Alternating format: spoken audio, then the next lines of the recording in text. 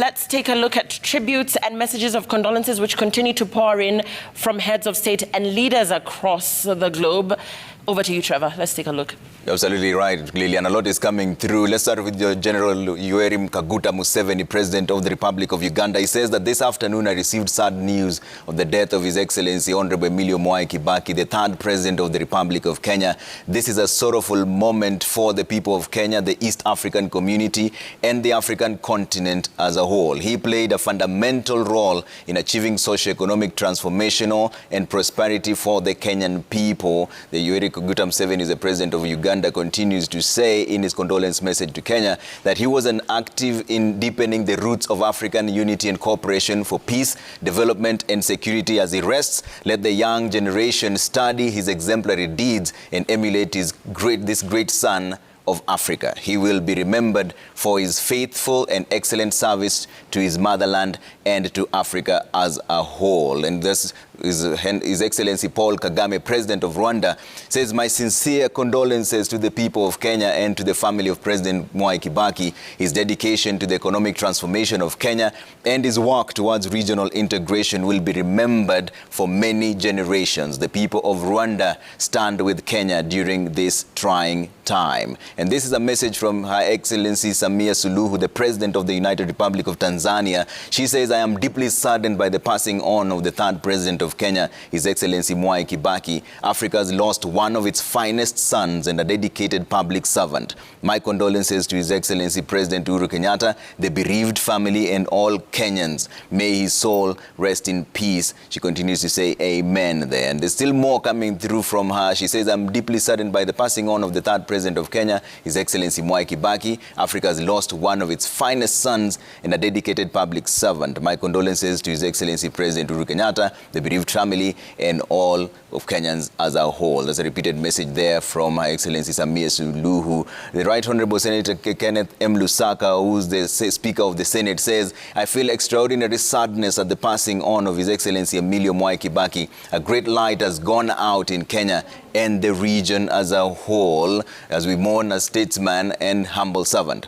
For more than 50 years in service, he wore various hats and did great things every step of the way." They continue to say that "I admired him for his practical leadership, attention to detail and strong dislike for idle talk. His disarming wit, sound judgment and gentleman diplomacy were the hallmark of his success. He was a leader for all seasons." There's a lot of condolence message that's coming through from all different leaders here. Professor Nyang' Nyong'o from Kisumu, the governor, says, "It is with deep shock and pain that I've learned about the death of former President Emilio Mwai Kibaki. Those of us who served under Kibaki as ministers and worked with him to get KANU out of power 20 years ago have always talked about Mwai Kibaki with near romantic nostalgia." That's what the Professor Nyang' Nyong'o says. Nyang' Nyong'o is the Kisumu governor there.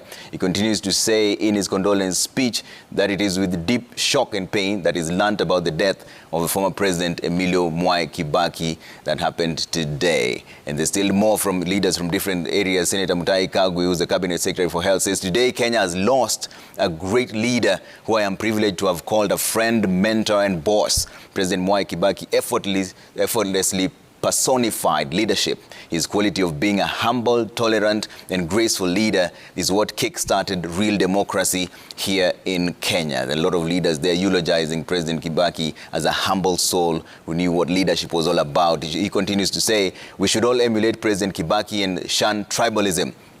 Today, in accepting that even good men must die, my heartfelt condolences to the family of His Excellency Mwai Kibaki." The tributes don't end there. They keep coming in every other time. Dr. S.K. Macharia, who's the chairperson of Royal Media Service, says, "It is with deep sorrow that I mourn the death of the third President of Kenya, His Excellency Mwai Kibaki. I knew and worked with the former president through some of the most momentous periods in the history of our republic." He continues to say during that time that Kibaki was a transformative leader and a beacon of his generation. From his years as Minister for Finance, Mwai Kibaki demonstrated clarity of vision and managed to make a reality some of his visions as president between 2002 and 2013. And still he continues to say that, "I worked with Kibaki through 2002 transition and the 2007 elections, and on both occasions, and so a patriot and a statesman committed to the good of his country. Kenya